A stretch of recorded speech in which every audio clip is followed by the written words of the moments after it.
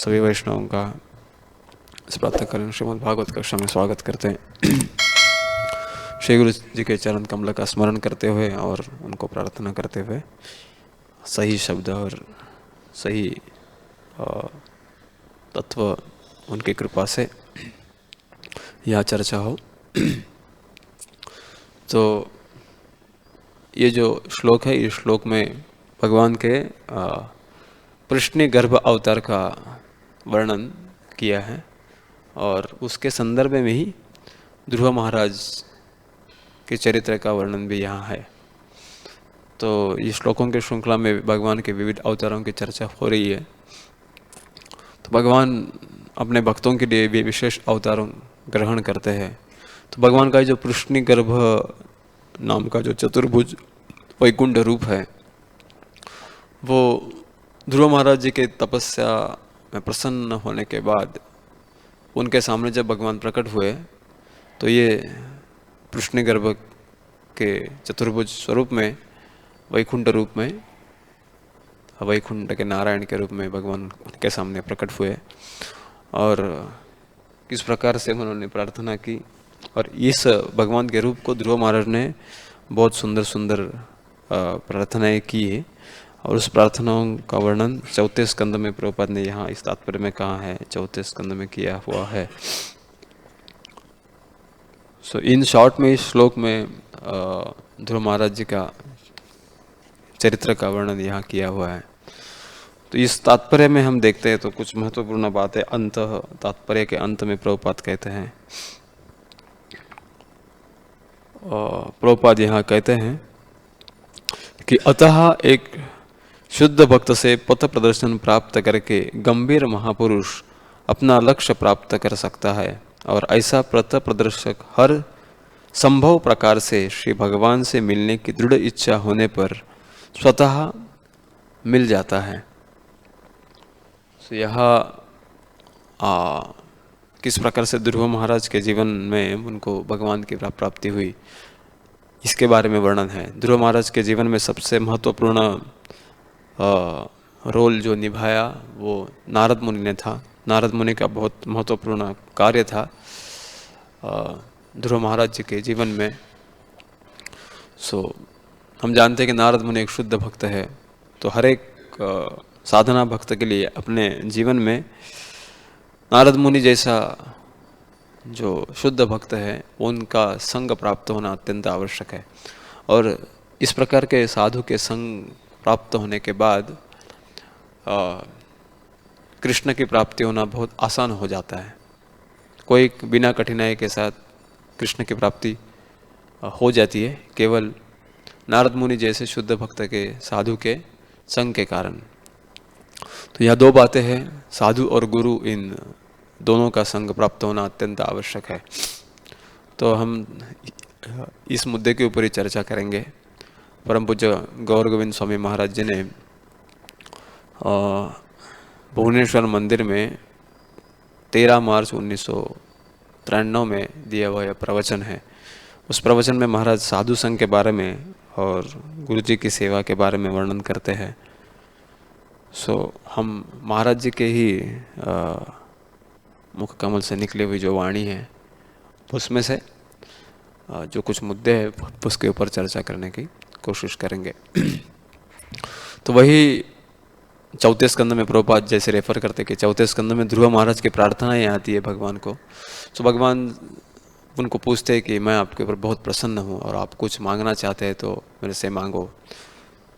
तो तभी ध्रुव महाराज कहते हैं, भक्तिं मुहुः प्रवहता त्वयि मे प्रसंगो भूया तदंत महता ममलाशयानां येन जसोल्मेण मरु व्यसनं भवाब्धि नेशे भगवत कथा अमृतपानमत्तः।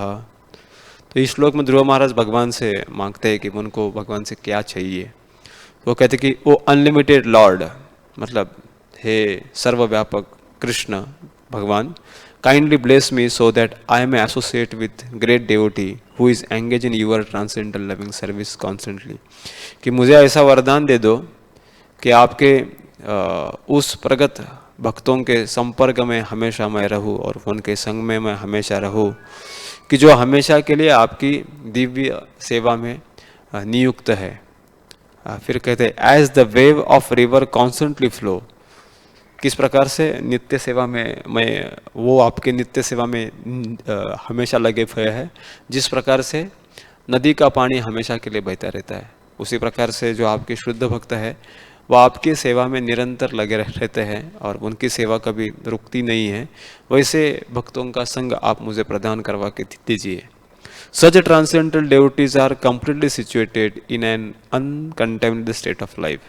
और ऐसे आपके जो शुद्ध भक्त है वो हमेशा के लिए एक शुद्ध अवस्था, जीवन की शुद्ध अवस्था में बने रहते हैं और वो शुद्ध अवस्था है कृष्ण भावना की अवस्था। सतत आपके स्मरण में, उनके चेतना में कृष्ण हमेशा बनाए हुए वो रखते हैं और उनका संग मुझे प्राप्त हो। हम भी देखते हैं कि हमारे लिए बहुत डिफ़िकल्ट बात है कि हमेशा के लिए कृष्ण भावना की अवस्था में रहना। बहुत से समय इंद्रिय तृप्ति की बहुत सारी इच्छाओं की पूर्ति करने की स्टेट में, करने की अवस्था में हमारी चेतना बहुत समय लगी रहती है, लेकिन शुद्ध भक्तों की चेतना हमेशा भगवान का चिंतन करने में लगी रहती है। By the process of devotional service I shall surely be able to cross the nescience ocean of material existence which is filled with wave of blazing fire like danger। तो उनके संग से ये संसार दावा जो है, संसार में लगी हुई जो आग है, उससे मैं बाहर निकल पाऊंगा कि जो बहुत ही भयंकर है। It will be very easy for me, for I am becoming mad to hear about your transcendental qualities and pastimes which are eternally existent। वो कहते हैं कि और दिन ब दिन मेरी आपके बारे में सुनने की जो लालसा है वो बढ़ती जा रही है और ये केवल आपके शुद्ध भक्तों के संग से ही मुझे प्राप्त हो सकता है और इसलिए आप मुझे शुद्ध भक्तों का संग प्राप्त करवा के दे दो। तो चैतन्य महाप्रभु अंतलीला में एक जगह कहते हैं, महाराज कह रहे थे कि भगवान से भी भगवान के शुद्ध भक्त है, उनका संग हमारे लिए बहुत महत्वपूर्ण है। ये प्रतिपादन खुद भगवान करते हैं। भगवान कहते हैं कि मेरे भक्तों का जो संग है, मेरे शुद्ध भक्तों का जो एसोसिएशन है, वो मेरे से भी ज़्यादा शक्तिशाली है। मेरा संग पाने से आप जो चीज़ प्राप्त नहीं कर सकते या जो चीज़ प्राप्त कर सकते हैं उससे भी बहुत बढ़िया चीज़ आपको मेरे भक्तों के संग में रहने से प्राप्त होगी। और विशेषता वहाँ कहते हैं कि मेरे शुद्ध भक्तों के साथ रहने से ये संग प्राप्त, ये चीज़ आपको प्राप्त हो सकती है। विशेषता साधुओं के संग में रहने से ये चीज़ प्राप्त हो सकती है, इस प्रकार से कहते हैं। तो हमारे लिए महत्वपूर्ण बात यह है कि भक्तों का भगवान का तो संग हमें चाहिए, लेकिन भगवान का संग देने की क्षमता साधु में होती है। तो इसलिए हमें भजन अच्छा करना है तो सर्वप्रथम साधु का संग अच्छा करना पड़ेगा। तो साधु का संग अच्छा कैसे हो जाए, इसके बारे में महाराज कहते हैं, without surrender there is no question of association. साधु का संग करने का मतलब ये होता है कि उस साधु के प्रति हमारी शरणागति होनी चाहिए। बिना शरणागति से संग का कोई मतलब नहीं होता, इस प्रकार से महाराज कहते हैं। अब महाराज का एक्चुअल प्रवचन सुनेंगे तो इस मुद्दे को बहुत ऐसे जोर जोर से महाराज कहते हैं उनकी स्टाइल में।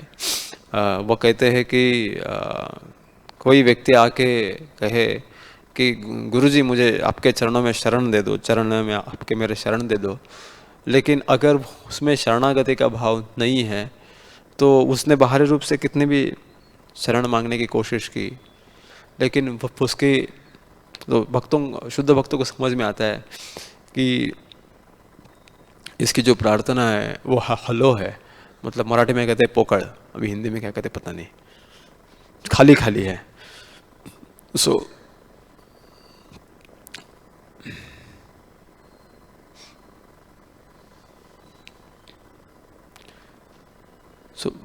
यहाँ कहते हैं, और महाराज जी ने आगे कहा कि कोई व्यक्ति कृष्ण से शरणागत हो सकता है, लेकिन कृष्ण से शरणागत होने के बाद भी कृष्ण उस व्यक्ति से ज़्यादा प्रसन्न नहीं होते अगर वो व्यक्ति साधु की शरण नहीं लेता है। तो सबसे पहले भगवान के लिए भी महत्वपूर्ण बात है कि वो कोई भक्त है उसका, तो उसको प्रथम जाके साधु का शरण ग्रहण करना चाहिए। और साधु का शरण ग्रहण करने का मतलब ये है कि उस साधु की सेवा करनी चाहिए, उस साधु गुरु की सेवा करनी चाहिए और उनके प्रति शरणागति होनी चाहिए।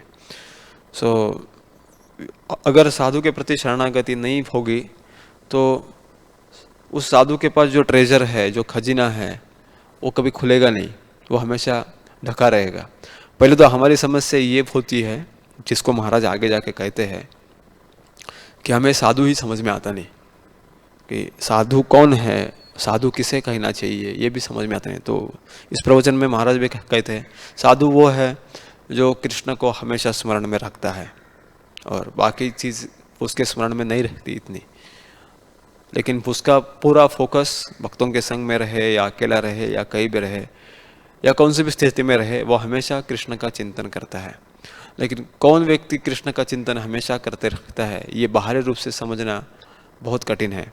तो इसके बारे में महाराज आगे भी बहुत सारी चीज़ें कहेंगे। इस प्रकार से जो व्यक्ति हमेशा कृष्ण के स्मरण में लगा हुआ है, उसको खोजना और उसको शरण जाना और उसकी सेवा करना, ये बहुत कठिन बात है। क्योंकि पहले तो यही समझ में आता नहीं कि सच्ची में ये साधु है या नहीं है। हम वहाँ उलझ जाते हैं कि इनको साधु की कैटेगरी में बिठाए या नहीं बिठाए। महाराज आगे कहते हैं कि ये समस्या हमारे सामने जो आती है, इसको महाराज धर्म संकट कहते हैं, संकट के रूप में कहते हैं। ये बड़ा संकट है कि कैसे समझे या हमको कैसे क्लैरिटी आए कि ये साधु है कि नहीं। तो हमको क्लैरिटी क्यों नहीं आती, इसका कारण महाराज आगे जाके बताते हैं। क्योंकि हमारे अंदर या प्रैक्टिशनर भक्त के अंदर, साधना भक्त के अंदर दाम्भिकता का भाव होने के कारण वो उसको समझ में आता नहीं, वो डिफ्रेंशिएट नहीं कर पाता, फर्क नहीं कर पाता कि ये साधु पक्का है, यही साधु का मुझे संग लेना है, या मैं जिसको साधु समझ रहा हूँ उसके बारे में मेरे मन में कुछ और शंका है। इस डायलेमा से बाहर आने के लिए, इस द्विधा मनस्थिति से बाहर आने के लिए प्रथम आवश्यकता महाराज बताते हैं कि वो है कि डुप्लिसिटस नेचर जो है, दाम्भिकता का जो भाव है, उस भाव को हमें बाजू में छोड़ना पड़ेगा। लेकिन ये भी बहुत कठिन बात है और इस कार्य के लिए हमें भगवान से प्रार्थना करनी चाहिए। भगवान की कृपा से ही ये जो दोष है वो दोष निकाला जा सकता है। तो इन साधुओं का वर्णन करते वक्त श्रीमद् भागवतम का 11वां स्कंद 3रा अध्याय और 22वें श्लोक में कहते हैं, तत्रा भागवतान धर्मान शिक्षेत गुरुवात्मदैवता अमायया नवृत्त्या येस्तुषादात्म दोहरी। प्रामाणिक आध्यात्मिक गुरु को अपने जीवन, आत्मा और पूजनीय देवता के रूप में स्वीकार करते हुए शिष्य को उनसे शुद्ध भक्ति सेवा की प्रक्रिया सीखनी चाहिए। साधना भक्त को क्या करना चाहिए, इसके बारे में वर्णन करते हैं श्लोक में। पहले प्रामाणिक आध्यात्मिक गुरु को अपने जीवन, आत्मा और पूजनीय देवता के रूप में स्वीकार करना चाहिए। अपना जीवन बनाना चाहिए उनको और पूजनीय देवता के रूप में उनका स्वीकार करना चाहिए। ये तो हिंदी भाषांतर है गूगल का, लेकिन एक्चुअल भाषांतर इस प्रकार से, accepting the bonafide spiritual masters as one's life and soul and worshipable deity, the disciple should learn from him the process of pure devotional service. तो पहला ही उनका स्वीकार करना चाहिए, उनके प्रति पूरी तरीके से शरणागत होना चाहिए और उनके ऊपर कोई शंका नहीं होनी चाहिए। और फिर उन्हें अपनी पूजनीय वस्तु के रूप में उनको स्वीकार करना चाहिए। और ये करने के बाद उनसे the process of pure devotional service, शुद्ध भक्ति की प्रक्रिया क्या है, उसको सीखना चाहिए। ये बहुत महत्वपूर्ण बात है कि जो साधु है, साधु का प्रथम कर्तव्य है कि वो प्योर डिवोशनल सर्विस के तत्वों को सिखाएगा, जिन्हें हम स्वीकार करते हैं। तो महत्वपूर्ण बात ये होती है कि शुद्ध भक्ति के तत्व उनके खुद के आचरण में रहेंगे और वो शुद्ध भक्ति के तत्व वो हमेशा अपने शिष्यों को पढ़ाते हैं, मतलब भक्तों को पढ़ाएंगे। तो हमें जाके वो शुद्ध भक्ति के तत्व उनसे जैसे है, जैसे वो सिखाना चाहते हैं उस तरीके से ग्रहण करने चाहिए। फिर कहते हैं कि भगवान हरि सभी आत्माओं की आत्मा स्वयं को अपने शुद्ध भक्तों को देने के इच्छुक है, इसलिए शिष्य को आध्यात्म गुरु से बिना किसी कपट के और इतने वफादार दरी से और अनुकूल तरीके से भगवान की सेवा करना सीखना चाहिए। सो आध्यात्मिक गुरु के पास जाने के बाद हमें निष्कपट भाव से और वफादारी के साथ और अनुकूल तरीके से, इन 3 तरीके से भगवान की सेवा करनी सीखनी चाहिए। और ये करने से परम पुरुषोत्तम भगवान है वो संतुष्ट होकर उस शिष्य को, वफादार शिष्य को खुद समर्पित कर देंगे, तो तभी भगवान उसके बन जाएंगे। इस प्रकार से गुरु के निर्देशन में रह के अगर वो सेवा करता है तो। सो अभी इस श्लोक का विस्तार जब महाराज ने किया तो महाराज वहाँ कहते हैं कि साधना भक्ति के जीवन में सबसे महत्वपूर्ण बात है कि service to Sadhu Guru without duplicity. तो ये उस प्रकार से गुरु के पास रह के ये 3 चीज़ें कोई भी सीख सकता है। और वो सीखने के लिए प्रथम क्वालिफिकेशन है कि विदाउट डुप्लिसिटी, कोई दाम्भिकता के भाव को बाजू में रख के गुरु जी की अगर सेवा करता है कोई व्यक्ति और साधु की सेवा करता है तो भगवान प्राप्त होना आसान है। भक्तों को हमेशा सावध रहना चाहिए, विशेषतः मुझे बहुत सावध रहना चाहिए कि कृपा मांगते वक्त महाराज यहाँ कहते हैं कि हार्ट फुल ऑफ डुप्लिसिटी, हृदय को दाम्भिकता का से भर के कृपा की मांग नहीं होनी चाहिए। कृपा की मांग जो होनी चाहिए वो सिंपल हृदय से, मतलब कैसे कहेंगे हिंदी में पता नहीं, सरल भाव से या सरल हार्ट से हमें कृपा की मांग करनी चाहिए। तो फिर महाराज ने ये मुद्दे को बहुत विस्तार में बताने के लिए नरोत्तम दास ठाकुर का एक भजन गाया। वो भजन भी बहुत सुंदर है। ठाकुर वैष्णव पद अविरण संपद, सुनो भाई होय इक मन, आश्रया लोहिया भजे, तारे कृष्ण नाही त्याजे, आर सब मोरे अकारण। तो इसका भाषांतर इस प्रकार से, O brother please hear my words with the rapt attention. हे भाई मेरे शब्दों को आप अच्छी तरह से सुनिए। The lotus feet of Vaishnavas are the most valuable treasure of this world. तो वैष्णवन के चरण कमल है वो इसी जगत के सबसे महत्वपूर्ण खजीना है। This Vaishnavas continually take shelter of Lord Krishna and worship him. क्योंकि ये जो वैष्णव हैं वो हमेशा भगवान के चरणों का आश्रय ग्रहण करते हैं और भगवान के श्री चरणों का पूजा हमेशा करते हैं। They never abandon their Lord, और वो भगवान को अपने जीवन से कभी बाजू में नहीं रखते। दे आर लिबरेटेड, और इसी कारण वो मुक्त है। They are free from the cycle of birth and death. और ये कारण से जो वैष्णव है वो जन्म मृत्यु के चक्र से भी हमेशा मुक्त रखते हैं। तो इसलिए इस प्रकार के जो वैष्णव है, साधु और गुरु है, उनका हमें स्वीकार करना चाहिए। फिर कहते हैं वैष्णव चरण जल प्रेम भक्ति दीते बोल, आर के हो नाहे Balwant. The water that has washed the lotus feet of the Vaishnavas bestow devotional service in pure love of God। कि जो चरणामृत है वैष्णवों का वो भक्ति देने वाला है, जहाँ से भगवान के प्रति जो शुद्ध प्रेम है वो देने की शक्ति वैष्णवों के चरणामृत में है। Nothing else is as effective for attaining the divine love. और इतना शक्तिशाली दूसरा कोई साधन नहीं है जो भगवान का आध्यात्मिक प्रेम जो है वो हमें प्राप्त करवा सकता है। सो इसलिए कहते हैं कि वैष्णव चरण रेणु मस्तक के भूषण वेणु। वैष्णव के चरणों की जो धूल है वो मस्तक का भूषण हो सकती है, और खुद वैष्णव भी है वो भूषण है। तो इसलिए कहते हैं कि I place dust from the lotus feet of Vaishnava upon my head.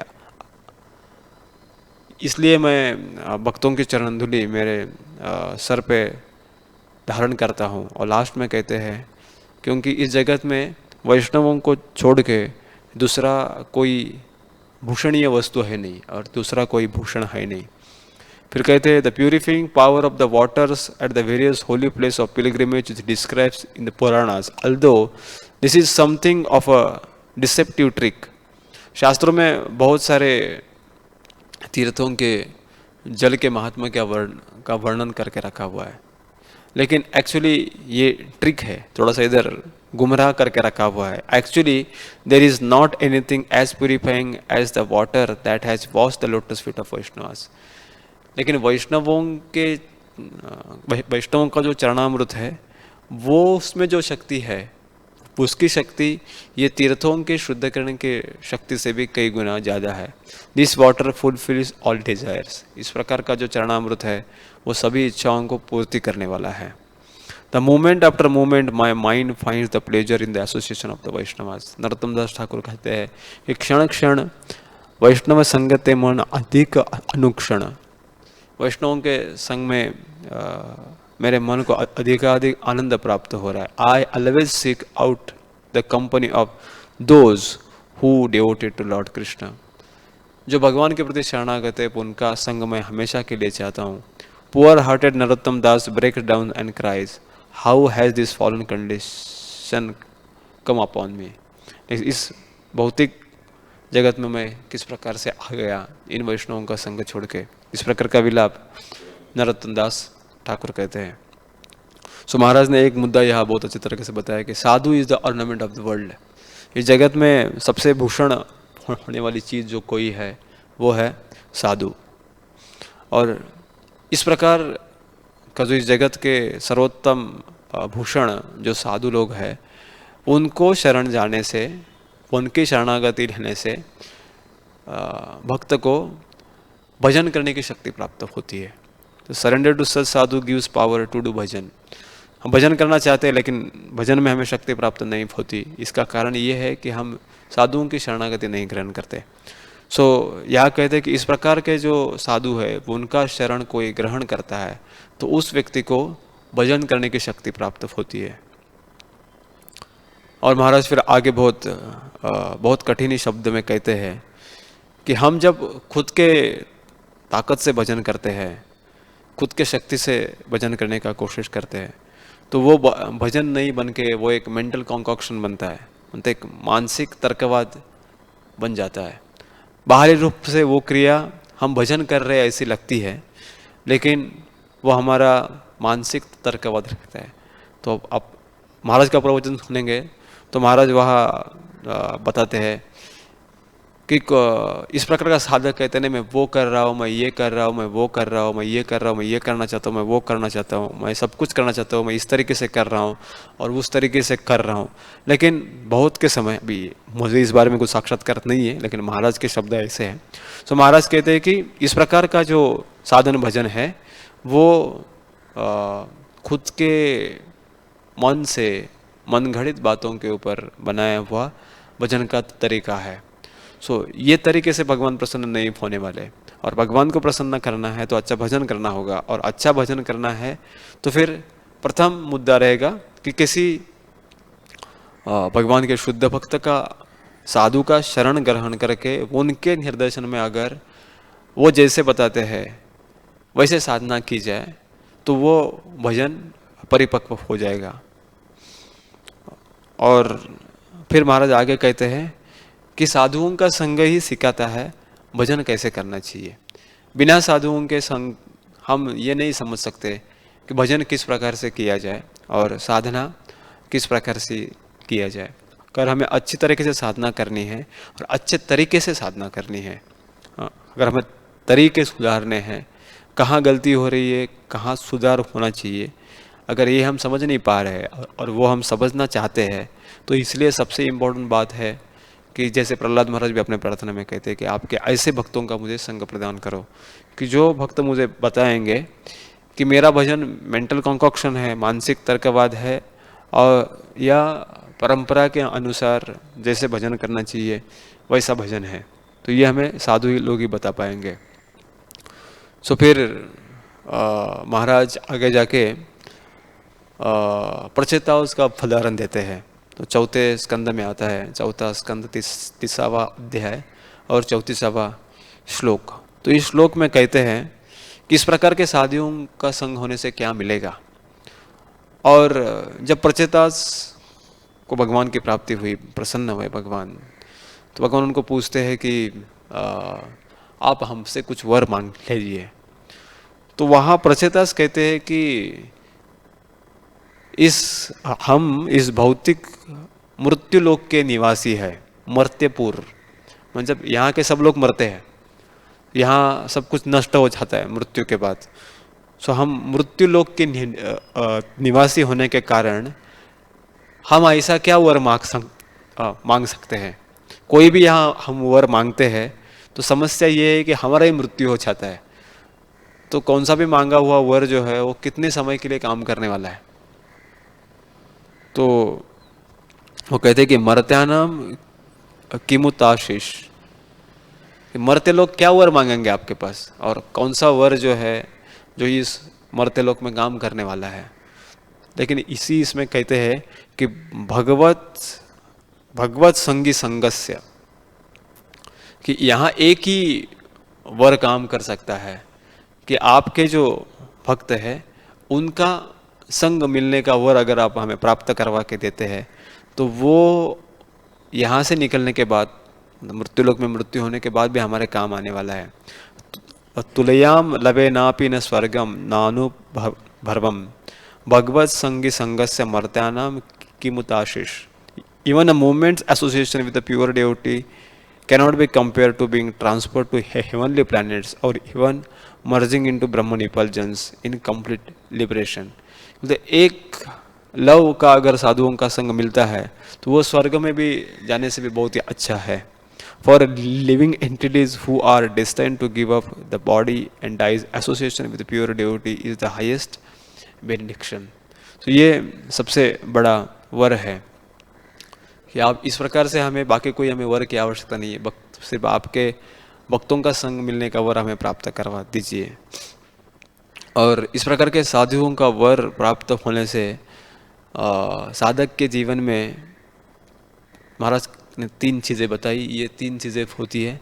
प्रथम है कि अपनी इंद्रियों के द्वारा जो इंद्रिय विषय है उनकी भोगने की जो इच्छा है वो साधुओं के संग से चली जाती है। ये प्रथम चीज़ होती है। दूसरी चीज़ ये होती है मैं और मेरा, इसका जो भाव है वो अपने हृदय से निकल के चला जाता है।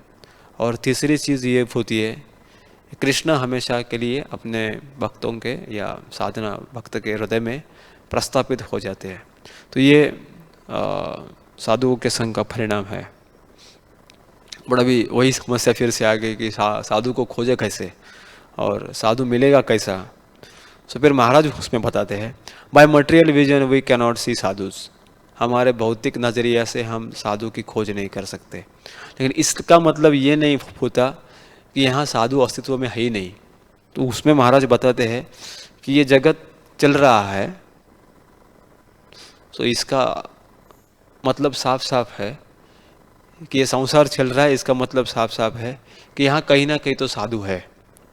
और ये साधुओं के लिए और साधुओं के कारण ये जगत को चलाया जा रहा है। साधु का कारण है जिनके कारण ये जगत का फंक्शनिंग प्रॉपर हो रहा है। सो मतलब इसका मतलब साफ है कि कहीं ना कहीं साधु है। लेकिन साधु को खोजना साधना भक्त के लिए बहुत कठिन है। साधु तो है लेकिन साधु को खोजना बहुत कठिन है। जब कभी हमारे सामने कभी साधु आते हैं तो साधना भक्त ये गलती कर बैठता है कि वो फोन में, वो साधु होने के बावजूद भी फोन में दोष का दर्शन करता है। और इसका कारण महाराज लास्ट में बताते हैं कि जिसको सुन के हम रुकने वाले हैं। Sadhus are always there but asadhu mentality prohibit us to find them. जो साधना भक्त के हृदय में जो असाधु वृत्ति है वो साधुओं की खोज करने में बहुत बड़ी बाधा बन जाती है। तो इसके बारे में भक्ति सिद्धांत सरस्वती ठाकुर प्रभुपाद कहते हैं कि जीवन में बहुत सारे साधु हमें मिलते हैं और भगवान हमारे जीवन में ऐसी व्यवस्था करते हैं कि हम साधुओं के अक्रॉस आते हैं। हमारे जीवन में बहुत सारे साधु आते हैं, but due to the duplicitous behaviour we cannot get their mercy. लेकिन दाम्भिकता हमारे हृदय में निवास करने के कारण हम उनके कृपा के पात्र नहीं बन पाते। और फिर महाराज एक कसौटी पत्थर का एग्जाम्पल देते हैं। कसौटी पत्थर जो होता है, कसौटी पत्थर ये जो सोनार लोग रहते हैं, सोने का काम करने वाले, उनके पास एक पत्थर होता है। तो वे अभी महाराज ने इसको हिंदी में बताया कसौटी पत्थर। तो वो उस पत्थर के ऊपर सोना को घिसा जाता है, फिर वो सोना ठीक ठाक है कि नहीं वो सोनार को समझ में आता है। तो साधुओं में संग में जाने के बाद हमें ये महाराज ऐसे कहते हैं कि ये कसौटी पत्थर हमको नहीं लेके जाना चाहिए। हम सभी को उस कसौटी पत्थर के ऊपर जो हमारे पास इंस्ट्रूमेंट है उसके हिसाब से मापना चाहते हैं कि ये ऐसा हो सकता है, या ऐसा होगा तो ऐसा होना चाहिए, या ऐसा होगा तो ऐसा होना चाहिए। तो इस प्रकार से अगर साधुओं को मापने की कोशिश करेंगे, तोलने की कोशिश करेंगे, तो बहुत समय हम उनमें दोष का ही दर्शन करेंगे और बहुत समय साधना भक्त के जीवन में दोष का दर्शन हो जाता है। तो इस कारण हम साधु की कृपा प्राप्त नहीं कर सकते। सो फिर महाराज कहते हैं by simple heart we can see sadhu. तो लेकिन सरल हृदय से हम साधु को देख सकते हैं और इसलिए हमें भगवान के पास जाके हमेशा के लिए हमारे हृदय में वो हैंकरिंग होना चाहिए, वो दृढ़ लालसा होनी चाहिए कि हमें साधु दिखे और साधु का दर्शन हो और साधु समझ में आए।